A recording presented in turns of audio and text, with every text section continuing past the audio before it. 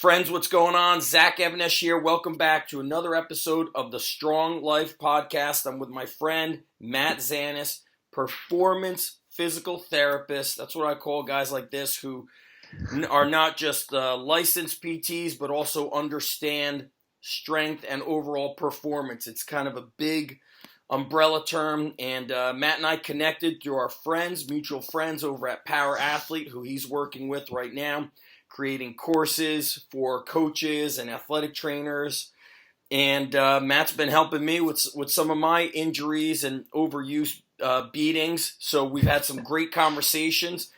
And we're going to get into the kind of whole umbrella of overall health, Matt. So, Matt, you want to, before we kick it off, maybe give a short 2-minute bio, and then we'll start crushing the questions.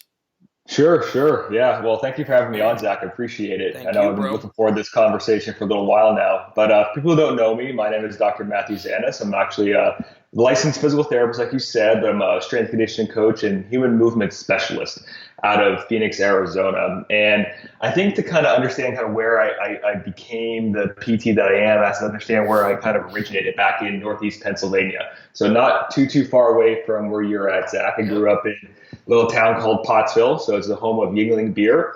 In my personal opinion, my bias, it's the best beer in the world. It's a little craft beer. Yeah. And, I get so one thing about living out here in Arizona is that I'm disappointed that we can't ship it farther west than the Mississippi. But funny enough, my brother actually moved out here last April, and his fee to live with us for 6 months was actually bringing 3 cases of that beer out here. So it's that special. It's that important to me. But I grew up in a predominant baseball family, Zach. Dad was a lefty pitcher in college. Brother was a righty. My grandfather was actually drafted by the Pirates back in like the 60s as a catcher. So it was always in my blood. It was always in my genetics. And, you think I'd be pretty good at it, right? Well, problem was I sucked. I was terrible, dude. I was like, took forever for me to learn how to throw a ball correctly, but there was always one thing I had going for me, and that was hard work, right? So I figured if I could just practice more, bat more, throw more, run more, I'd get better. Except one problem, I just kept getting injured. So like these little nagging injuries kept cropping up, and I went through all that standard of care physical therapy, but I was still in pain. Nothing was working. It's because nobody really got to the root cause of what was actually going on. And I grew up in a time period where they thought strength and conditioning was bad for baseball players. It was going to throw off our batting mechanics and our throwing mechanics. So it wasn't until my sophomore, junior year of high school that I walked into our weight room and realized real quickly that if I just moved well and then strengthened those patterns with resistance training, that a lot of these injuries and these pain presentations went away. It was almost like a light switch. And at that point, whether I knew it consciously or unconsciously or not, I already started developing my essentially philosophy as a physical therapist and as a human movement expert at that point, and realized that I was a much better coach and an athlete and a much better provider than a player. So completely pivoted and shifted gears there. Instead of trying to pursue a baseball career that was getting me nowhere, decided that I was going to go into athletic training school at the University of Pittsburgh. And that was kind of my stepping stone into this whole human performance realm. And I actually ended up working with the Pittsburgh Pirates organization and then going to grad school down at Duke in North Carolina for my doctorate, which afforded me the opportunity to travel all over the world and the country and work with a lot of really switched on people, and took me out here to Arizona to work with the Cardinals. And that's where I fell in love with it in this environment, in this area, and moved back as soon as I graduated. Nice. Yeah, I didn't know that you were, that's what got you to do the move to Arizona. And yeah, some pretty high-level schools. You're at Pitt, then you're at Duke. We've had a couple of athletes go to each of those. Nobody's gone to Arizona. But I'm going to tell you now before we kick it off. I know with wrestling in Pennsylvania, Arizona State is crushing it. They just picked up a Jersey guy for a assistant coach. He's an Olympian. He's a Jersey guy. So they got some great stuff going on over there with wrestling. I mean, they always have, but I think they fell off a bit, and then they kind of revamped the program, and they're, I think, top 5 in the country. Oh, nice. Yeah. So I know they got a good program down here. Yeah, it's interesting. Let me ask you this too, Matt. Yeah. With you being from Pennsylvania, then going to Pittsburgh, further up north, cold weather. What does, Hmm. what is the effect of, I'm 44, you're in your 30s? Are you early 30s or no? I will be 31 here in 2 weeks. All Cinco de right, Mayo's man. coming up quick. Yeah. Any minute now. And now, you're in very hot weather. Hmm. What is the effect of weather on the body? Does the hot weather help kind of mitigate the inflammation, or are there kind of more things, under that umbrella, so to speak?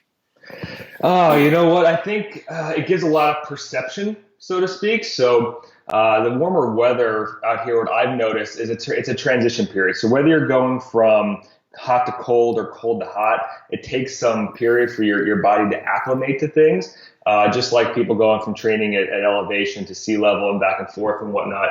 But for me coming out here, the heat took a toll on my body in the beginning. Like I couldn't breathe right. It was tough for me to regulate my body temperature. But then it took about probably two of the hot summers here of 120-degree weather to actually get used to it. But I tell you what, though, like especially with working outside and working out in gyms out here, you do get warmed up really quick. Like there definitely is faster track to feeling ready to go and ready to rock. However, I think that can be misleading in a sense. Like people feel like they're warmed up and ready to go, but they never really got their body ready to handle the movement patterns that are associated with whatever they're trying to do that day. So that's where we can kind of run into a little bit of a roadblock. But yeah, I think it has a lot to do with the nervous system more than anything else as well. So like the nervous system is going to feel a little bit more ready to go out here in the warmer weather. And I know training back in Pittsburgh, especially like when you're trying to do some type of heavy dynamic work like sprinting or Olympic weightlifting, putting that power through the nervous system, especially when it's not ready to handle it, can give you these sensations of pain and injury when you just put too much stress through the system too soon. Right. And you mentioned baseball and kind of the words warm up. A couple months back, I was speaking with a friend of mine, Pete Bomarito. He's down in Florida. He works with a lot of pro athletes. And what's interesting is, so you said warm up and then you said movement patterns. And he had said something to me about he's not that much of a believer anymore in like the warm up, like get your body warmed up, more so like a preparation of movement patterns. And so, Matt, my buddy Matt Wenning, same thing with him. Before he does squats, some sort, back squats, front squats, or whatever he's doing, he does like 100 reps on the belt squat to get the pattern ready. So I want to kind of zoom in with Sure.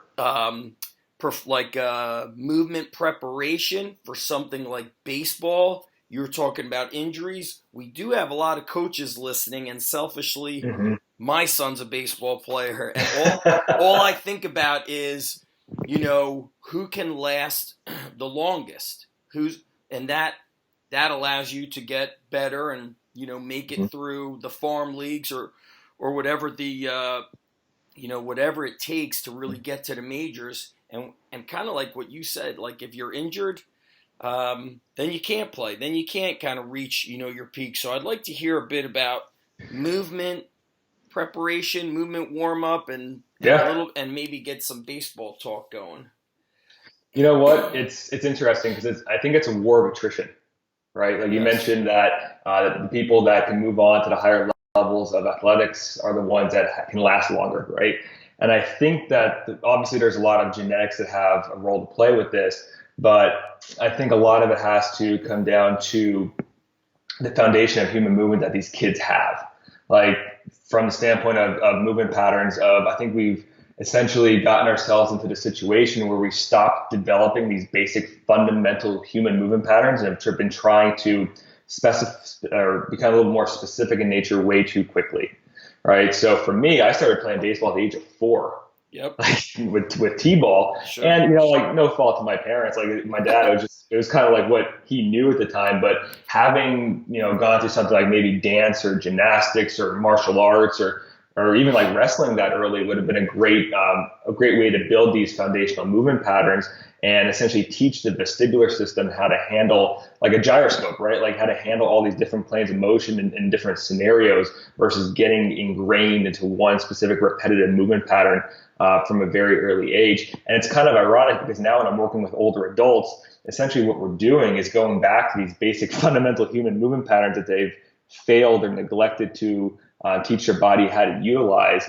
And that's where we start to make progress back in the right direction. So we almost have to like break you down to be able to build you back up again. What are some of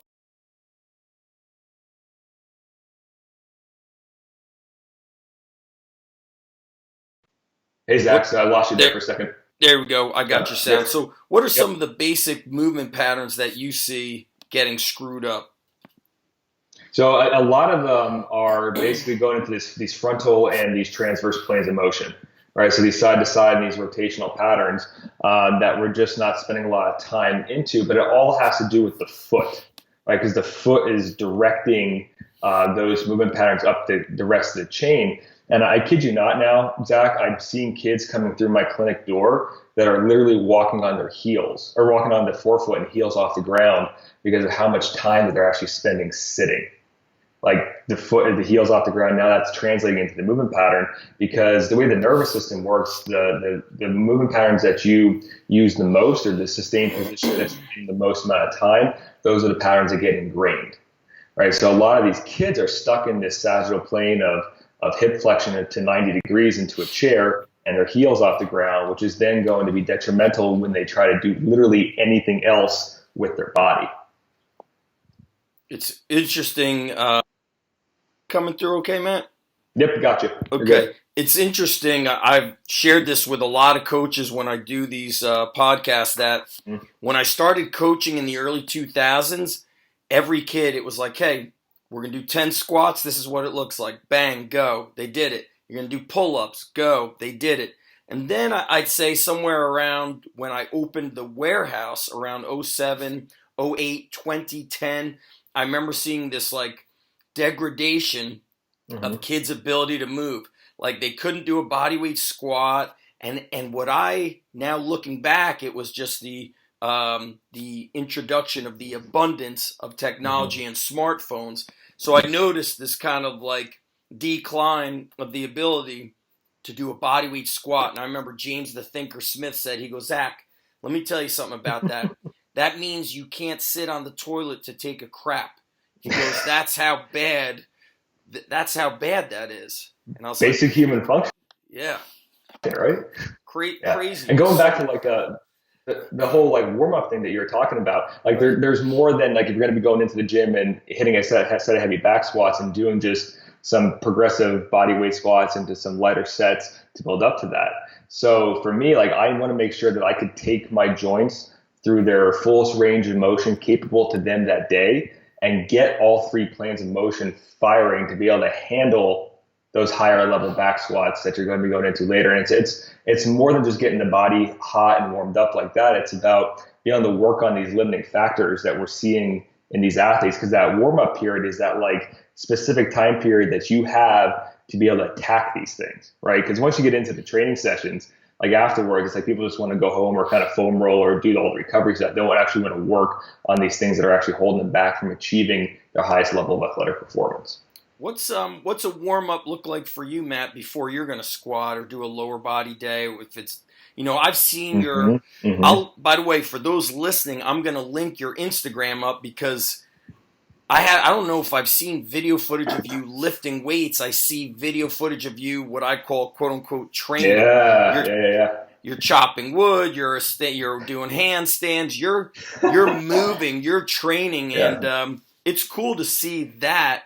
Making, that kind of overall movement to me is you could outlift me, but if I call that strong and useless. Like if you can't make it through practice, forget make it, then you're going to be useless. You could have the records in the weight room, right? You could have that biggest bench press, but if you can't move, so, what does a warm up, let's say you are squatting that day, what would your warm-up / prep look like that day?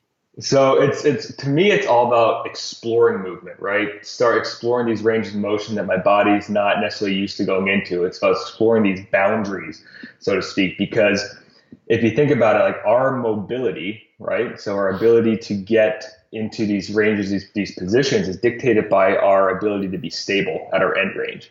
So if we're not stable at an end range, what our nervous system is going to do, our brains say, hey, you're not in control of that area. We're not going to let you go into there.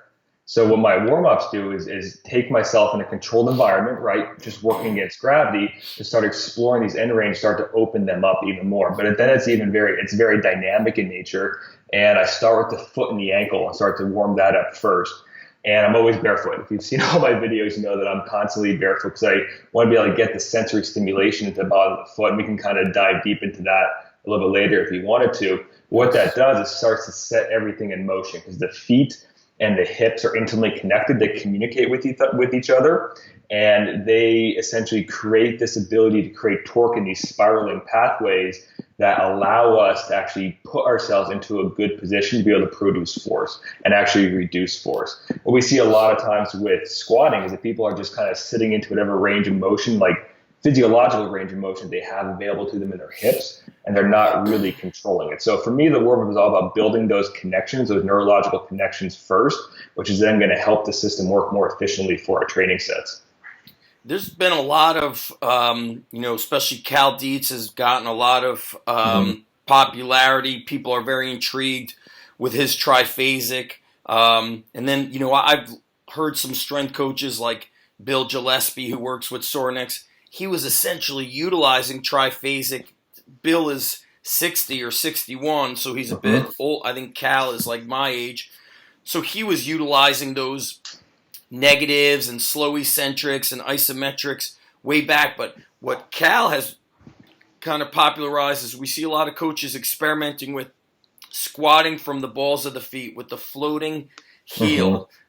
What are your thoughts on that? Is it people are calling it like this is a sports specific squat? Yet regular squats have worked for decades and Sure. centuries. So just thoughts on kind of opening up the squat to a different style, I guess. So I think it depends on what your goals are, It right? Like depends, right? so, I love that. I yeah, always say it depends. that's the hallmark of physical therapy school, Zach. Is it's always a gray area. Everything it just depends. It's all context Yes. driven. But yeah, from the squatting standpoint, we know that like 99% of sport is played on the balls of the foot, right? Yep. It's played on that first two-thirds in front of the heel to the balls of the foot. And so it would make sense, and that's why I love a lot of Cal Dietz stuff. Like if you're training athletes, it's a great place to go to strengthen that foot. For me, yes, I'm training athletes, working with the Olympics and high level military and everything like that. But I'm also training just everyday people as well who want to squat for the sake of squatting to get stronger. And I teach them what's essentially called the tripod foot. So being able to find contact over the big toe, the fifth toe, and the heel, and create equal center of mass and pressure over the middle of the foot, because that's where all the goodies are. You got four layers of intrinsic muscles that start at the bottom of the foot and work their way up that sit in between the metatarsals, so the long toe bones. And those, in conjunction with some of the longer lower leg muscles that come underneath to support the arch, they are the ones that actually control a lot of that hip torque and rotation that we were talking about earlier. So you need to be able to essentially, when you get the pressure over the balls of the foot, you're taking the knee and translating it forward. And what that does is puts a lot of your body weight over the middle of the foot and forces those muscles to contract, to control, and stabilize versus having all that weight sitting back into the heel where there's nothing but a fat pad and a bone, right? There's nothing back there. And the cool part about that too is that bringing that knee out over the foot puts it over the transverse arch, which is from the big toe to the fifth toe, two out of the 3 points of our contact with the tripod. And that transverse arch is it's called a class two lever. It's like a wheelbarrow. Like you see me, out in the backwoods of Pennsylvania chopping wood and wheelbarrowing. That's where it kind of all began for me, kind of that farm boy strength type of stuff. So it's a lever system like that where you're able to be able to get this shin angle out over the toe, lever to push off of, not just for squatting, but also for sprinting as well. Speaking of the feet and the ankles, what came to my mind is our buddy Johnny Wellborn when he was at Cal, but I think Phil told me that when he was a strength coach at Cal, Mm-hmm. whoever John's strength coach was there, they had weightlifting shoes for everybody. So when you came in, you put on weightlifting shoes. So, and then sometimes I've heard, and I'm sure you've heard it too, I always say, thank you, internet, is people will say, hey, your knees hurt when you're squatting, try weightlifting shoes, or put, the 2.5 or 5 pound plates under your heel. So are we fixing things when we do that, or are we changing movement, or I guess it depends? Yes and yes. Right. So the answer is always kind of like dichotomous nature with that. Yes, you are correcting things biomechanically, but it's a temporary Band-Aid in nature. Like you're the body into a better position to be able to handle loads, because what that does is take ankle dorsiflexion. And we know that that's, Matt, your audio sometimes goes in and out. Maybe just make sure it's plugged in all the way. Yep. I think we got it. Okay. You hear me good? Good to go, bro. Go ahead. My bad. Yeah, so it's essentially creating a Band-Aid in nature, because what it's doing is allowing you to get into more ankle dorsiflexion, which is a huge limiting factor that we have when we see with the squat, because it sets to limits your ability to be able to get that knee out over the toe if you don't have that range of motion in of yourself. So what the lifting shoe does is put you into more plantar flexion, which allows the knee to translate over and keep the trunk more upright. So it creates a more efficacious biomechanical position, but at the same point, you're also taken away from the ability of the foot to actually work like a foot. To do it on its own. To do it on its own. You're essentially making it a peg nature. And once again, what I find is that it just allows you to sit into whatever range of motion that you have. Now you're catching heavy weight and praying to God at the bottom that you can jump out of it. Yeah. So, and that comes down to finding the sensory stimulation of the foot that we've been neglecting as well. So that's why we do a lot of our training barefoot, because it allows you to be able to stimulate the little receptors in the bottom of the foot that send all that sensory feedback information up to the rest of the body. Right. Then like kind of on the flip side of that is somebody like me who's been training barefoot since, I remember going barefoot since I opened my first warehouse, so like 13 years ago, and yet having the issues with the right knee. So there's, I guess, you can be doing the thing, but if you're not doing the thing correctly, yes, then that goes back to my favorite quote by John Wooden. So the winning is supposed to look.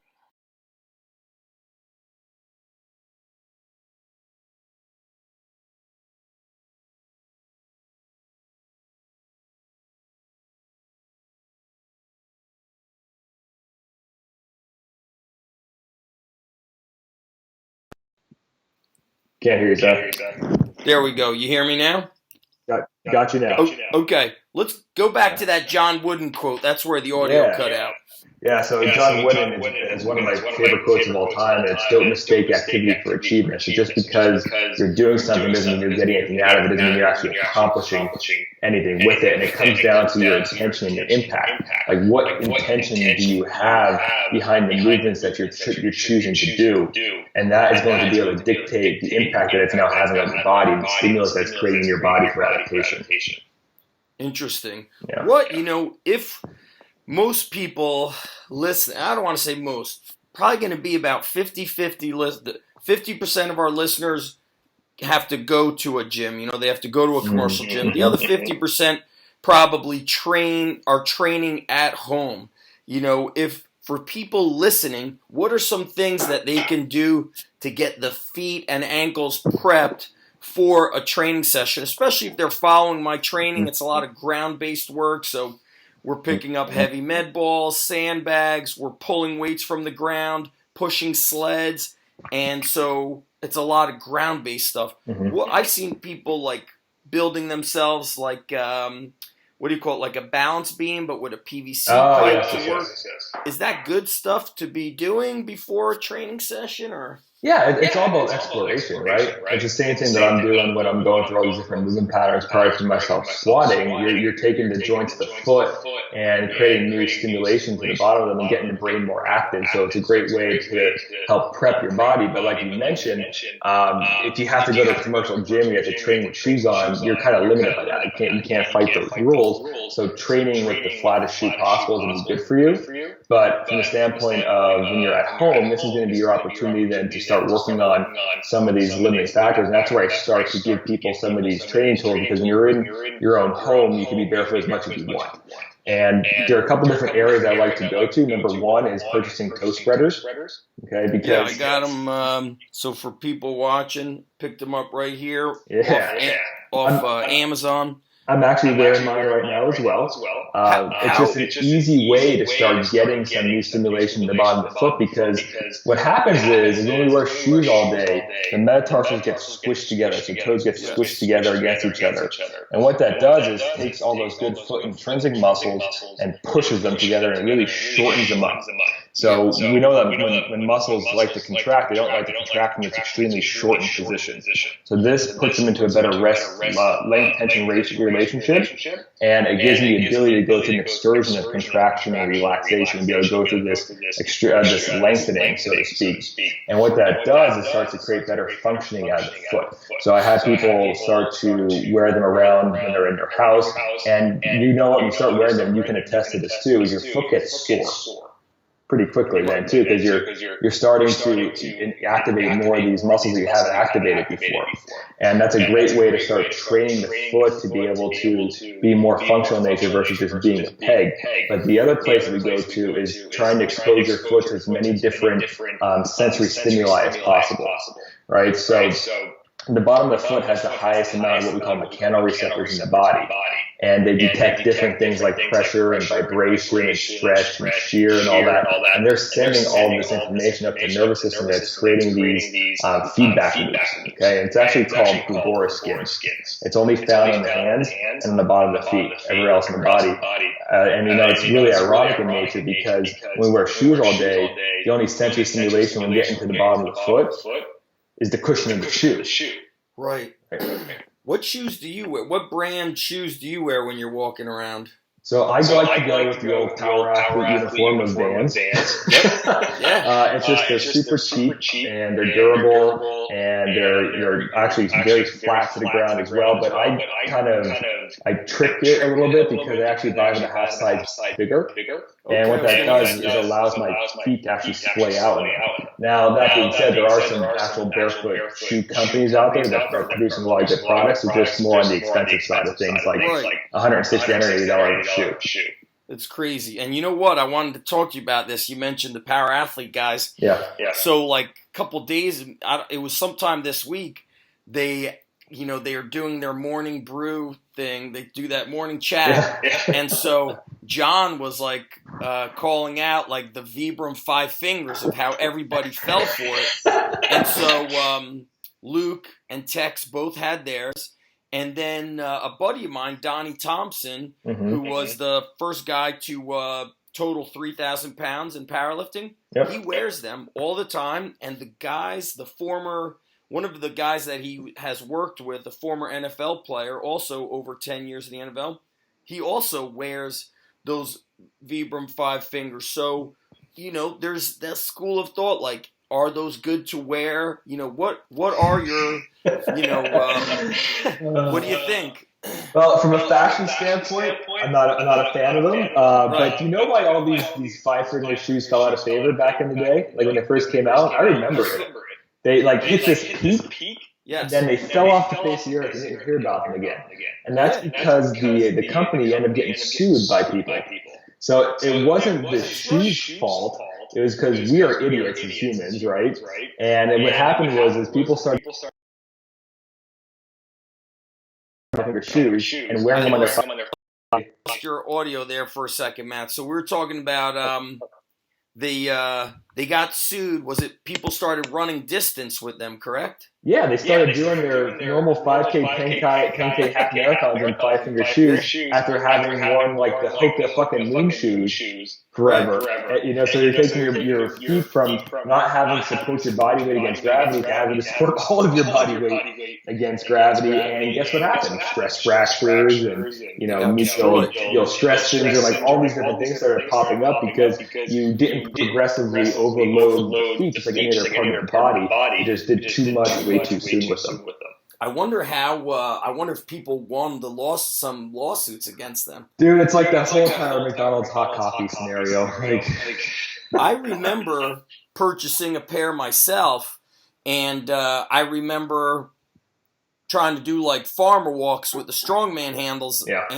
We would do my first gym, we shared a parking lot with a commercial gym, so I remember trying to walk with them. I was like, damn, this is going to destroy me. I need to put on back my sneakers if I'm doing this outdoor farmer walk where my heel is going to strike the ground. I'm not going to be able to farmer walk landing on the balls of the feet. And then I was like, oh, this is why I've seen strongman competitors kind of wearing like hiking boots almost when they do these, events where they're moving. So, what about that, Matt? Like running technique, not sprinting technique. My wife could run, and so I ride my bike while she runs, and we go together. But she always lands ball of the foot. So does my daughter. I see them out running, and when I run, I naturally want to heel strike, and so I see people who heel strike who have zero knee issues and they're older than me, and then vice versa. So let's get into the heel strike, whatever pose method. Is it even a debate? And you coming from that baseball background, especially your dad and grandpa, they still do it. They tell the pitcher to go and run after he pitched. They say, go run to get rid of the lactic acid in the arm. It's like this crazy old school it's like the craziest old school fallacy. And I tell my son, I go, Ethan, you may not be in high school for like another 4 or 5 let's see, he's a fifth grader now, 4 years. But I go, your coach is going to tell you to run to get rid of lactic acid. I'll bet my car on it. And so they still do that's it. just some of that, the old dogma that still gets thrown around there, right? It's you think that because there's a lot of information on the internet, hey, these coaches are going to have better information, but they're still doing that stuff. So let's talk about first. Let's go into the running technique where you're not doing sprint work. Is it completely incorrect to strike the heel when running? Yes. So I'm gonna put a hard line there because that's definitely a philosophy that I live by. And you're right, like sprinting and running are kind of two different beasts here. But from the standpoint of when you sprint, you're pushing off that transverse arch, trying to produce a lot of power to propel yourself forward, to activate the connect chain, to put your body in a good position to not only produce force but also reduce force appropriately. So when you're running as well, we need to be able to take into account the same considerations, because the foot and the ankle is still transmitting energy through the rest of the body. And essentially what it's doing, it's that first point of contact, and it's telling the body to act like a spring, like the Achilles tend to act like a spring, versus when you strike with the heel first, what that does is it sends the energy directly up into the knee or up into the low back, versus being able to be dissipated through the Achilles tendon, through the calf, and into the hamstring, the quads, and the glutes. So that's the biggest reason why. And then also when you hit the heel first, that foot now was going to be in a loaded dorsiflexion position, so foot towards shin. It now has to fight gravity and come back down. So it puts a lot of stress on the anterior structures of the lower leg, so your anterior tibialis, and also into the patellar tendon as well. And essentially that's when you get that overload phenomena, that too much stress too soon. As we start to get that pulling away of the muscle from the bone, we get those shin splint phenomena. Right, that's the shin splint. So I look back to just all my time running, and I was always a heel striker, which I guess coupled with my multiple knee surgeries and just the poor running mechanics led to or contributed to my knee issues. Well, think about this too, Zach. It's your habitual pattern that you're doing.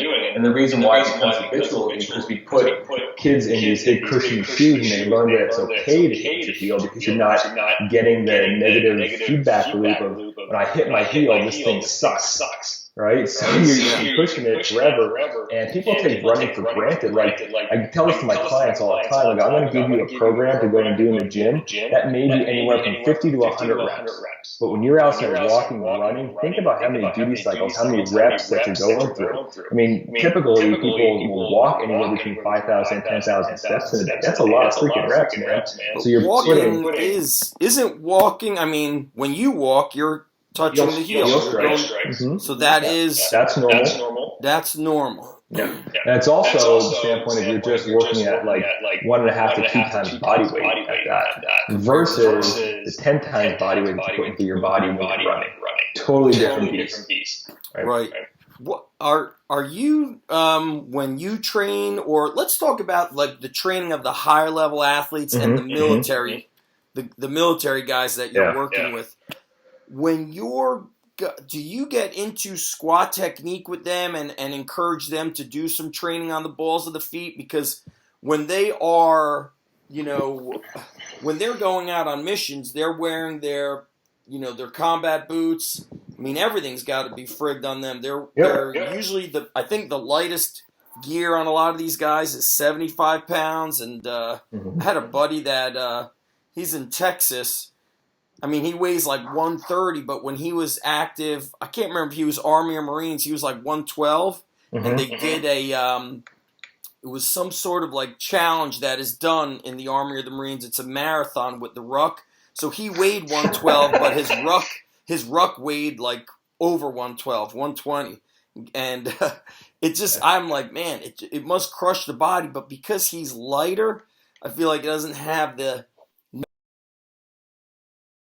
bigger guy like me, we're cleaning our joints just being big in general. So what are some, like, when you're talking about training to these high level, like the pro, the Cardinals, the military, what are some training notes and tips you give them? Yeah, and with these type of guys, it's essentially taking them out of the movement patterns that they're used to, right, and exposing them to something new because they're used to training in a very specific way and for a very, very long time.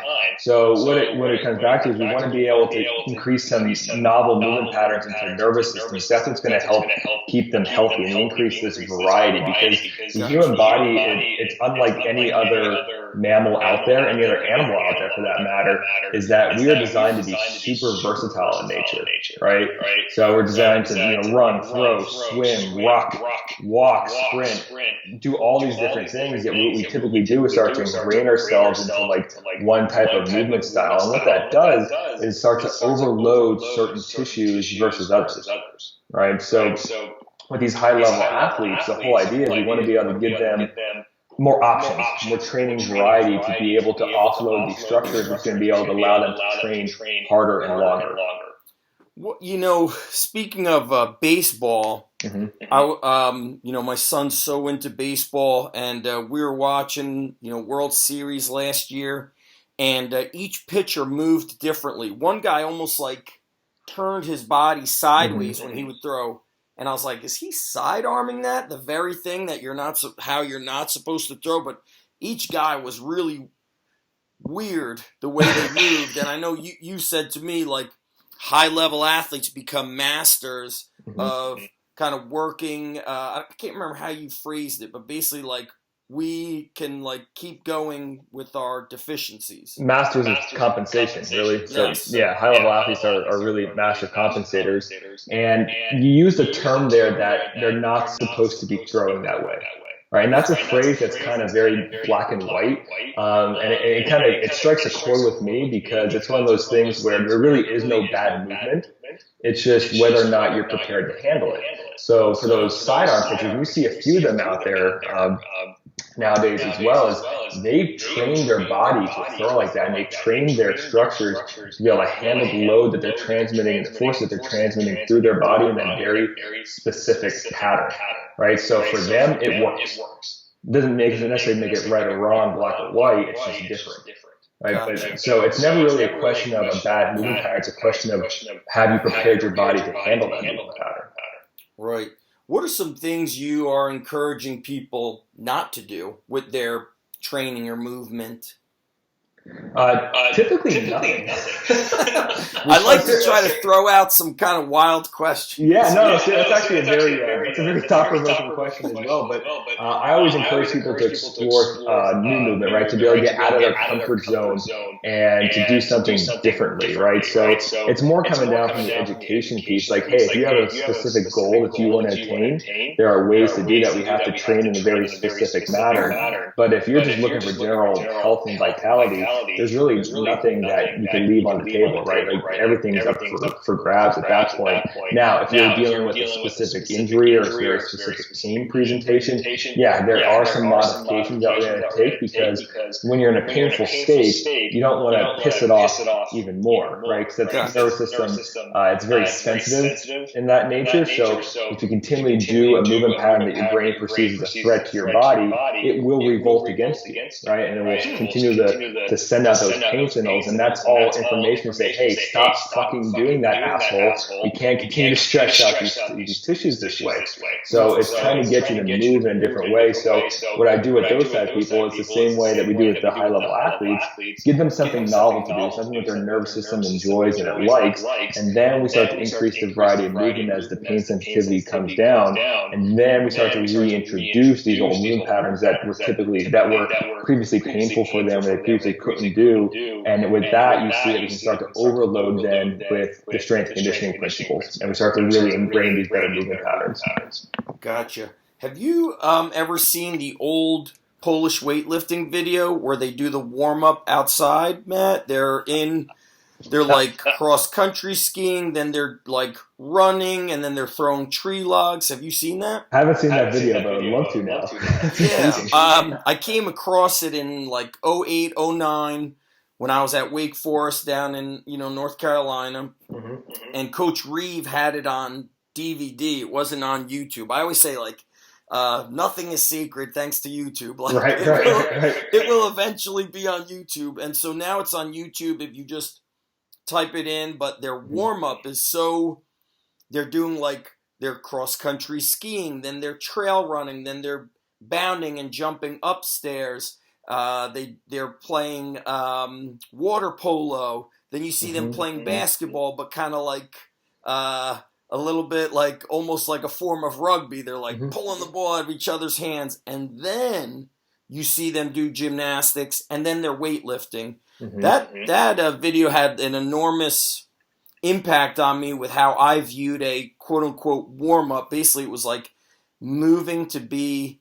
athletic. So they did all of this stuff to kind of prepare for weightlifting. So, now with this lockdown, we're going to be, I think there's going to be a big, you might become very busy in the fall, basically, with all these fall sports who get injured because they're unable to train. Even like right now is supposed to be in season for pro baseball. I don't know, even, my buddies in the NFL are not in the weight room. They're not training the guys. So I'm assuming it's the same with the baseball guys. Do they want to touch the ball and throw it to the guy?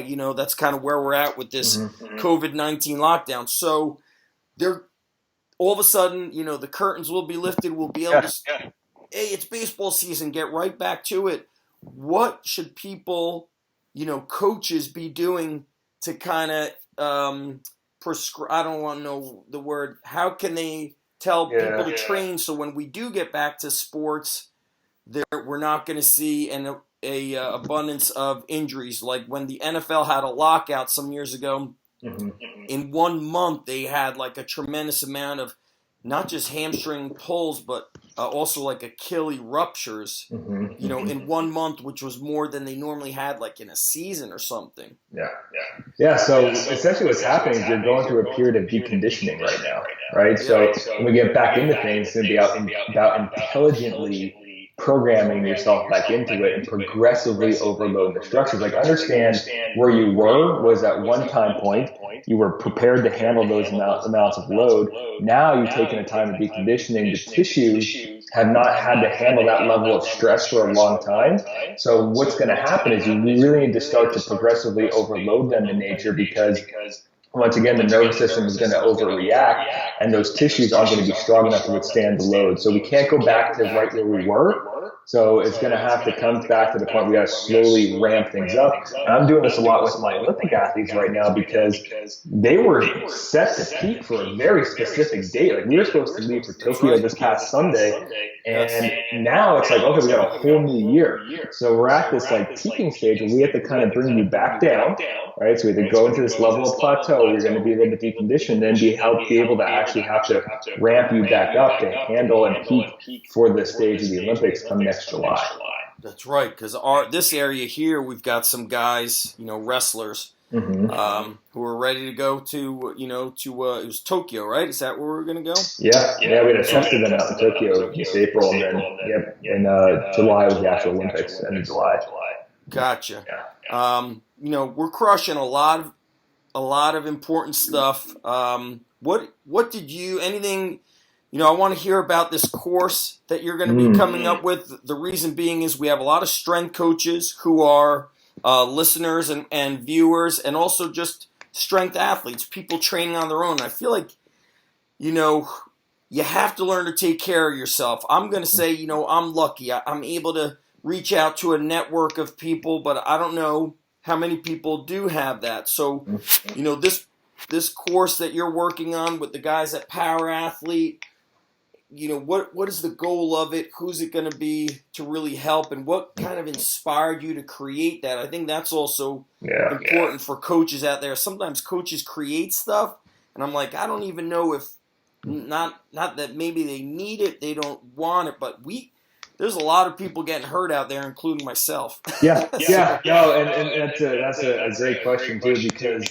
what we're creating here at Power Athlete is called this process of movement discovery, because there really is power in movement. And I had this conversation with John actually when we were working with John Welborn. We were working with some of these high-level military guys, and from my visualization, we were seeing strength conditioning coaches and rehabilitation professionals like not even talking to each other under the same roof.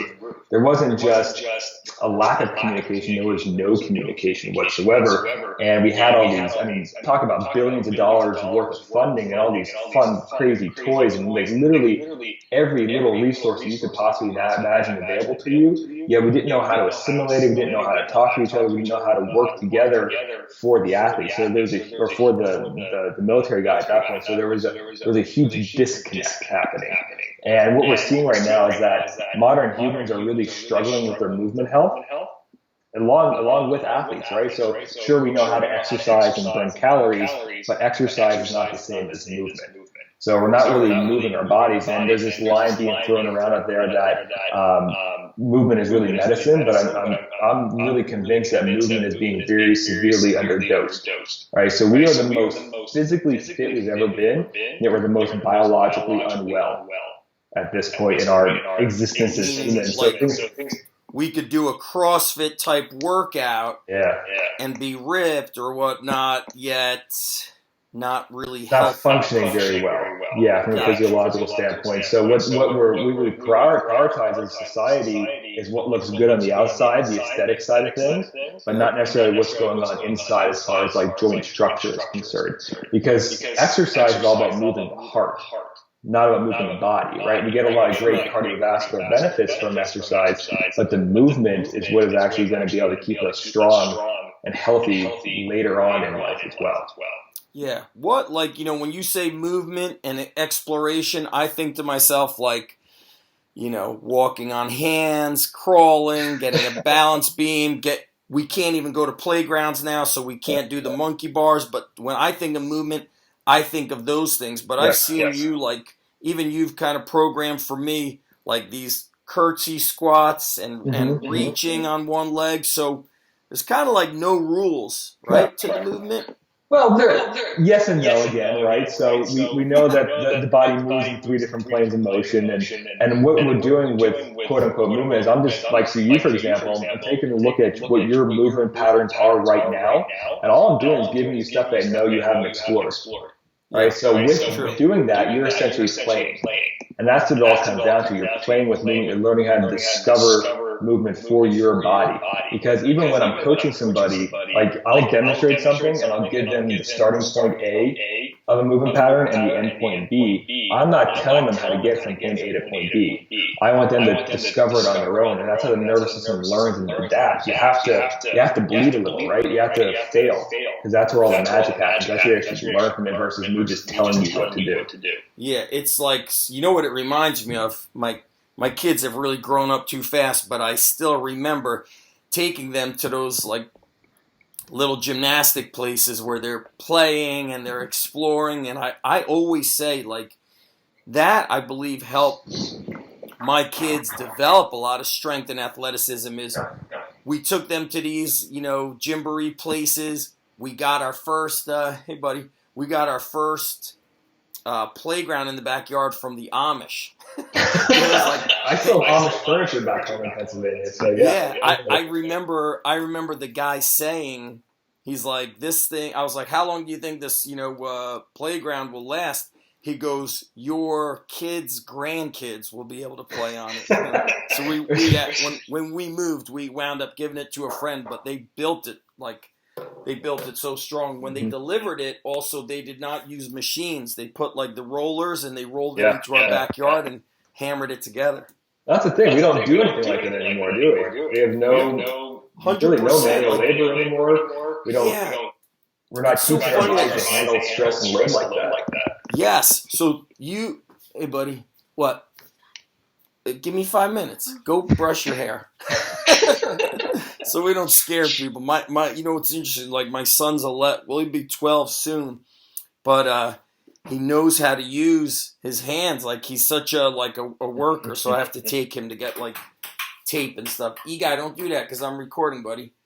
So was I saying you chopping wood, and then 2 days ago I read an article on like an older Russian weightlifter who was actually a coal miner. He would lift weights after putting in his 12-hour day, but he set up the weights in the coal mine because it was warm. Because wherever he was in Russia was just like freezing. Awesome. And so imperfect equipment, but all of this wheelbarrow work and heaving around coal. But that's the point of this, right, Zach? Because life isn't perfect. Our environment isn't set up like a gym setting. Like we don't have equally symmetrical barbells and dumbbells to put ourselves in the best position to move. We have to be able to teach our body to handle really anything that's going to be thrown at it, and that's what life is. I almost, saying that is like my training from when I started training the kids out of my garage was I always say it was probably the best because we weren't limited to the gym. We'd be in the backyard swinging the sledgehammer, carrying tree logs. I got a wheelbarrow from Home Depot. We put in 45-pound plates in it, and the backyard was a little bit on a hill. And I was like, you know what? Then they were running up. Then they were jumping on the picnic tables. It was such a free, it was hard to say this is a training program. There was a lot more freedom to it. Some of our best athletes. And I think that's what happens is we tend to overcomplicate things, and especially with the human body, is we try to treat the human body like a really complicated machine, like a car, when in fact it's really more like a complex system going on, right? So we know that if you take the wheel off the car, it's not going to be able to drive.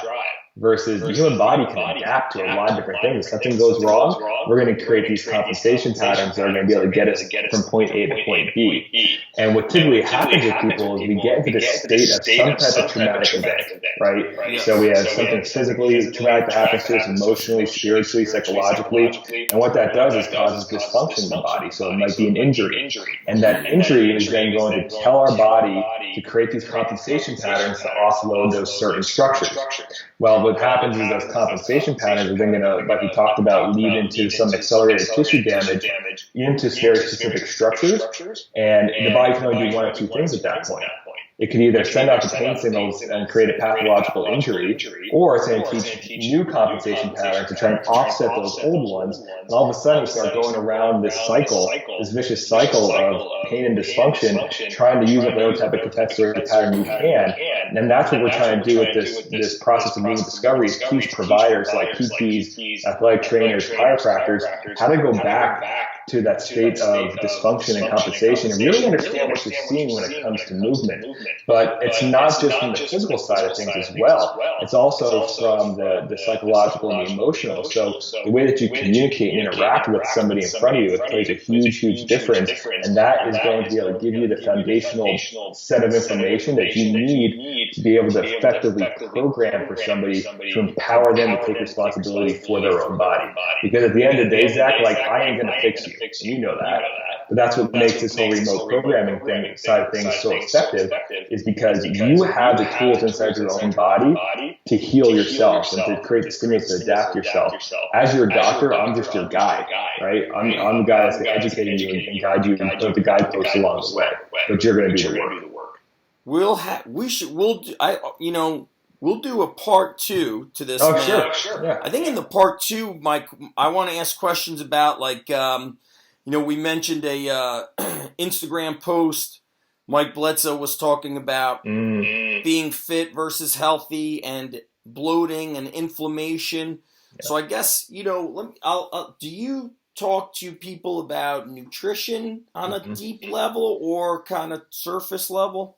Yeah, it's part of my shtick, so to speak. Like, my whole entire branding is called Rooted in Movement, right? So I believe that anything that you want to be able to accomplish, whether it's working through a pain experience, trying to accomplish some type of physical or performance goal, it's all rooted in movement. So the mindset, the vitality, the nutrition, and the training are all components of it as well. So yeah, I definitely love to dive deep into the nutrition stuff as well with you. Nice. Yeah. When's your course going to be coming out with Power Athlete? You guys? So we were supposed to actually go out there this past March to start filming some stuff. Obviously, that got all shut down with the current situation that we're dealing with. So what we're actually producing now are some live webinars that we're recording on a lot of these topics to start pushing it out there to create some awareness and credibility and essentially create the ethos that we're trying to put out there as far as like what this course is going to be, because we're looking at another 8 to 12 months probably before this beast is released, because it's going to be an actual 9-module online course along with a 2-day in-person course as well to teach a lot of hands-on stuff for providers. Nice. Very cool. So this was cool, man. We dug into a lot of stuff, and I think it's going to inspire people to, when we think training, thing that comes to mind is like, I'm going to squat, I'm going to deadlift, I'm going to push, pull. Mm-hmm. We're not thinking, this movement. So what I'm going to do also on my website is embed some of your Instagram videos of your movement, so people can really get a visual, not just, I think I'm connecting a little easier because I've seen a lot of your work. What website can people visit, or where would you want them to go to connect with you, whether it's for consulting or programming and learning? What's the best connector? So right now I'm in a phase of rebranding, so my new website is currently under construction, but that is going to be rootedinmovement.com once it's all up and running. But right now, reaching out through the Instagram handle of Rooted in Movement, and movement is the acronym MVMNT. And my email address is matt@zanisphysicaltherapy.com. So either one of those two sources are a great place to reach me right now. Cool. I will, there's people going to listen to it now, and then there's people who find our stuff later. So people will be able to connect with you, and we'll definitely do a part 2. I'm going to let the listeners kind of come up with questions. Oh, yeah. And maybe we do it on an Instagram live and get some of the interaction. But yeah, let's do it. This was great, Matt. Thank you so much, and thanks to everybody listening to the Strong Life Podcast. I think we're on like episode 231 or 232 right here. And who has recently interviewed you, by the way, so they could start kind of digging in and going down the rabbit hole? Has anybody done a podcast with you recent? Yeah, I've done a few of them actually. Aaron LeBauer with the Cash PT Blueprint. I was just on his yesterday, so that's going to be released here soon. The Move Life podcast. It's MUVE and then Life LIFE. That's another one we was just on. And then also, I've been doing some podcasting recently, so we got about 10 episodes under the belt, and we're going to start pushing those out here in the next couple of weeks. So look out for the Movement Discovery podcast that's coming at you soon. Perfect. Good. And then when that's out, just let me know and I'll link it up. I'll update our post. I'm going to shut it down here. Again, thanks everybody for listening. Reach out to Matt right now through Instagram, and I will come to the website and see the videos I post of Matt move and training. And I'm going to get back to this stuff myself. So really exciting stuff. Matt, thanks again, and just hang tight 1 second.